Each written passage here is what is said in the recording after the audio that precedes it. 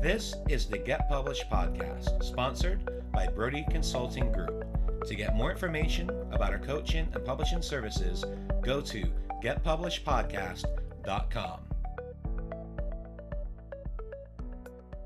Hello, I am Paul Brody, and thank you for joining us for another episode of the Get Published podcast, where we help authors get published with a proven system that works. Today, we're being joined by Dr. Oscar Segurado, author of the Amazon bestseller Mindful Framing: Transform Your Anxiety into Vital Energy. Oscar, welcome to the show. Thank you so much, Paul. It's a real pleasure to be with you and your listeners. All right, are you ready to get started? I am. All right, let's do it. Question number 1. What is the one piece of advice that you would give to a first-time author who is currently writing their book?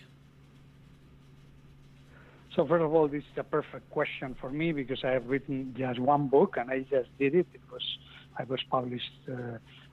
got published just a couple of weeks ago, and a month ago, excuse me. And I would start saying, you have to examine your heart. You have to really feel that you have a book inside you. You have to have something to tell, and you have to also think about an audience. So the world has billions of people, but are there people that are going to be interested in your ideas, in your message? And once you feel that, I think that you are going to start having the urge of starting to write it. And for whatever reason, you're going to see yourself writing some words, ideas, and that's the way I started. I started just putting notes together, and then at some point I started putting an entire chapter, which was a kind of fictional story.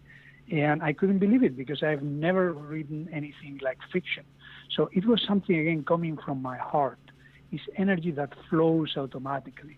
And I think that was absolutely critical for me. I would also say that another piece of advice is that you have to have a goal in mind.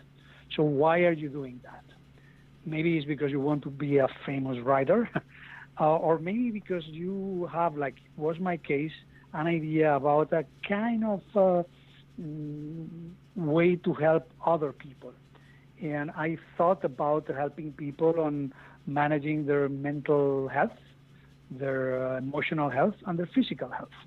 And I started thinking through that, and I started putting together this entire idea and outline of the book. So I had already, let's call it in my case, a business. And it was a non-profit business, by the way. So I created, and we can talk about that later, an entire ecosystem around my book. Yeah, you bring up a lot of great points, and I love the fact that you mentioned begin with the end in mind. Think about what you want to get out of your book, because that is the first question I ask any prospective client is, what do you want to get out of this book? Because it makes such a difference, especially when you have that mindset where you have this great story to tell, but you also want to run your book like a business as well. Wouldn't you agree? Absolutely. And I think that was the motor. It was the engine that was really helping me keeping it going.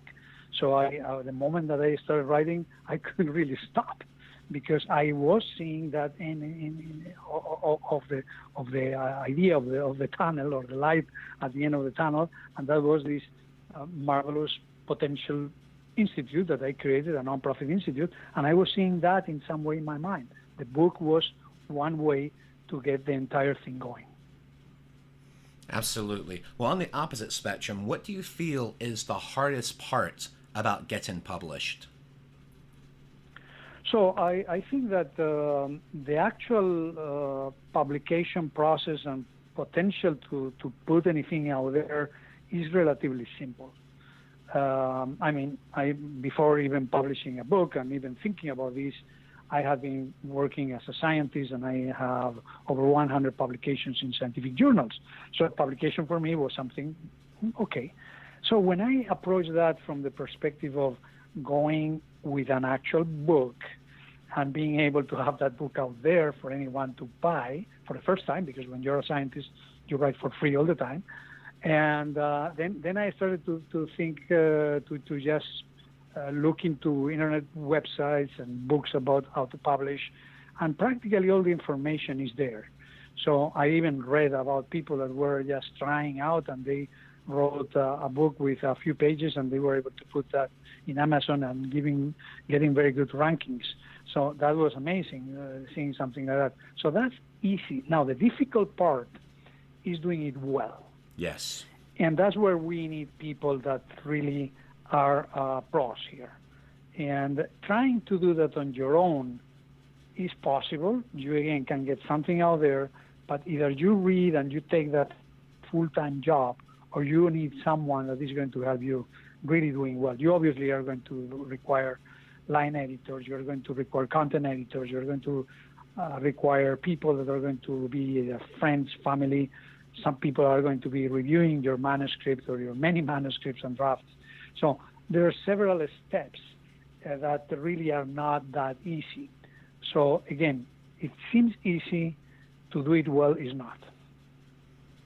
Yeah, you share a great message with that. That's the thing, is getting it done, but also doing it the right way. And you're absolutely correct with that. Let's talk a little bit about marketing. So please share a marketing strategy that you have used in your book launch that worked well. So it was a learning process. Again, I read about many ways to market your book, and I also got the help from a couple of companies out there. And the first thing is that you have to try many things. In my case, it was a nonfiction book, and I needed to address certain type of audience, and I did really many things. So I was on all of them, I would say, simultaneously. I used social media. I think one of at the top of the marketing strategy, I would put everything related to Amazon, and to ensure that you get good reviews, or at least reviews. They can be good or bad. You cannot control that. Although sometimes you start at the beginning with more friendly reviews than you start getting over time. And ensuring that you don't get into the trap of working around your local place or going to a bookstore nearby, because that's not going to help you to really get sales in Amazon. By the way, do not forget, your listeners shouldn't forget that Amazon sells worldwide. Yep. So your book can be sold in Australia or in India or in any place in Europe. And that's why this is the number one focus. And at the end of the day, I realized that using these Amazon marketing services was the most efficient for me, because you can see there how much you are expending and how many of those clicks or impressions are translating into actual sales. So that would be it. But again, there are many things that you need to do, but that would be my number one. Yeah, you're absolutely right. I mean, Amazon controls the game. They have the lion's share. I mean, they're the ones that created the Kindle and AMS. What you mentioned is, you're absolutely correct. All of my books are through Amazon Marketing Services, and we constantly use that, and then we analyze the data, because you can see the impressions, the clicks, right, whether they're profitable or not. If some of the ads aren't profitable, you turn them off. The other ones are doing well, you scale them up. So that's one of the best pieces of advice I've heard on the show, is really emphasize and utilizing Amazon Marketing Services, especially after your book gets out of the launch phase, to keep that momentum going. Absolutely, yeah. And I also, a word of caution about social media, because that can be expensive. I think it's interesting to start trying either Facebook or Twitter or things like that. I did that for free with my LinkedIn account. So I just put the information out, and I have a number of contacts. That was probably the most efficient one, but it's something that it's all about trial and error. Absolutely. And it's one of those things, you learn the easy way or you get to learn the hard way, but either way, you're going to learn. There you go. Yes. Well, let's talk about your favorite book. So what is your favorite book, and what was the number one thing that you learned from it? So I have a favorite book every decade, and I will tell you the one of the last decade, which is Outliers from Malcolm Gladwell. And I think that what I liked about that book, and as you know, he's a 5 times bestseller with millions and millions of books sold, is that first he's an Englishman. He lived in Canada for several years. So he had a perception, and he was looking into the American society with different eyes than those that live here. As you can notice in my accent, I'm not from here. I wish my accent would be a little bit more Bronx type of a style, but it's Castilian. I'm originally from Spain. And that gave me an edge, I thought. So, because my book also is telling, I would say, the American society how to deal with this situation with overthinking and multitasking. And I've been now about 20 years here in the States, and I thought that I had some perspectives and I was noticing some aspects that could help. So when reading that book, Outliers, and other books from Malcolm, like Tipping Point or others, I noticed that he was observing everything that was going around him, plus including lots of research. It was research in sociology, in psychology, and also his own observations. So when I saw these 3 things, and when I started thinking, I consider him kind of my mentor, virtual mentor, because I was really using that approach. I really was thinking through each and every step of my book. And I can tell you, although the book has been out there for a few months, I'm still thinking about it all the time. I don't know if that's going to be a second book, or that's the way I'm going to market the book or talk about it. But there is a lot of observation, thinking, and transformation of ideas, amalgamation, aggregation, that at the end of the day convert into something that you're putting into writing. So my book is relatively short. It's about 80 pages. But I can tell you, I work hard and for many, many hours, and Malcolm Gladwell talks all the time about having a minimum of 10,000 hours to be proficient on an area. I'm not there in writing, but I've decided I want to do that. So I want to really spend time not only writing, but doing all the research, all the thinking, and also running it by others. That's absolutely critical. You have to have feedback from someone telling you, okay, that's crap, or that's fantastic. And this is not easy to find also these kind of people that are going to be honest with you. Yeah, I agree completely with that. And I'll tell you, 80 pages for your book, I feel that's a really good length. Typically my rule of thumb for my clients is always have at least 8,000 words. So that aligns into that area, because here's the thing. A lot of readers these days, they want something that they can consume within a couple of hours, something on a flight from Dallas to LA. But the main thing is not having a bunch of fluff. And that's one of my big cores, is the fact that I don't write about a bunch of fluff. I like to be direct, clear, and to the point. And it sounds like that's exactly what you've done as well. Yes, I think so. And indeed, some people were complaining. So they were saying, hey, you should have elaborated a little bit more in this chapter or that chapter. And I agree, that might be. But at that point, when I thought also, in business here in Silicon Valley, we call it the minimal viable product, MVP. And I thought, okay, this is my first book. Let's try something and see what happens. So, yeah, I got in several rankings, bestseller, and I'm happy enough. So now I want to continue working and understanding what went well and what I can improve. Well, and the nice thing is my philosophy with that is, great. You want more information? Awesome. My next book will be out in 2 months. Where we can elaborate some more. That's the case, I think, yeah.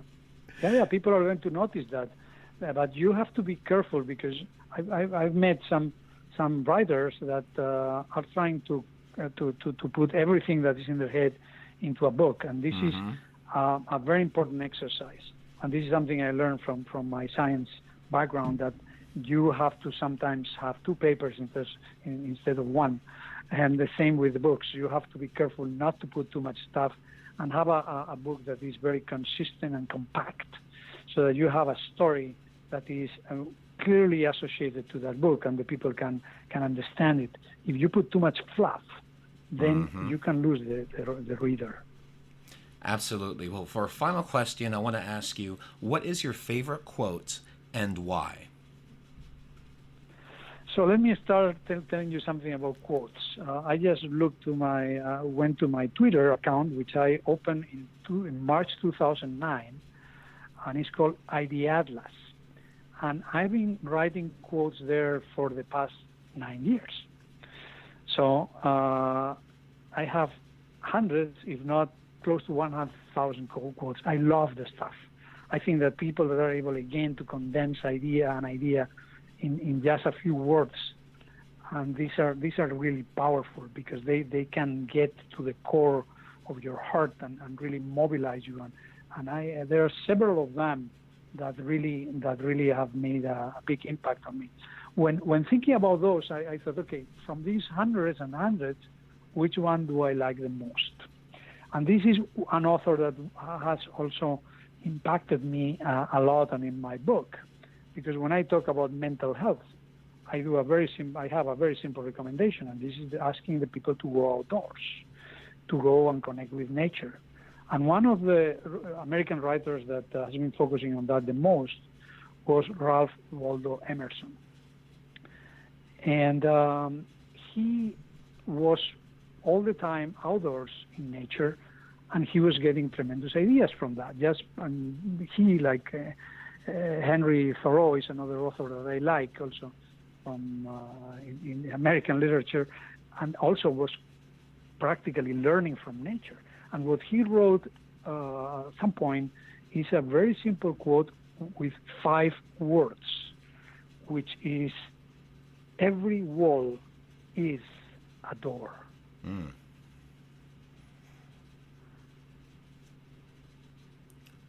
Now, so that is a great quote. I think that this tells everything. You don't even need to explain it.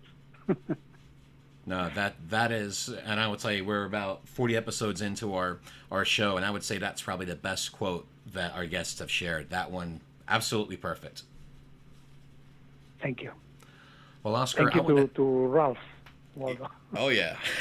Absolutely. Well, Oscar, I want to thank you for being a guest on the show. What is the best way for people to find you online? So, I think that if the people want to know how did I do it, they should go to my website, which is called www.mindfulbook.org, because I have there different sections that have links to the media. I have a media kit. I have radio interviews. I have also pieces in magazines. And I think that could be a very good reference on how to put a website that is directed to market the book, because that's the way. And indeed, I work with a company that is an expert on this, doing this kind of it's called the Genesis type of website format. So especially for authors. And so again, mindfulbook.org. Excellent. Well, Oscar, I want to thank you again for being a guest on the show, and I wish you all the best in your author journey ahead. Thank you so much, Paul. I really enjoyed speaking with you. Thanks again for joining us today. To learn more about how to get your book published with a proven system that works, grab a free copy of my book at getpublishedpodcast.com.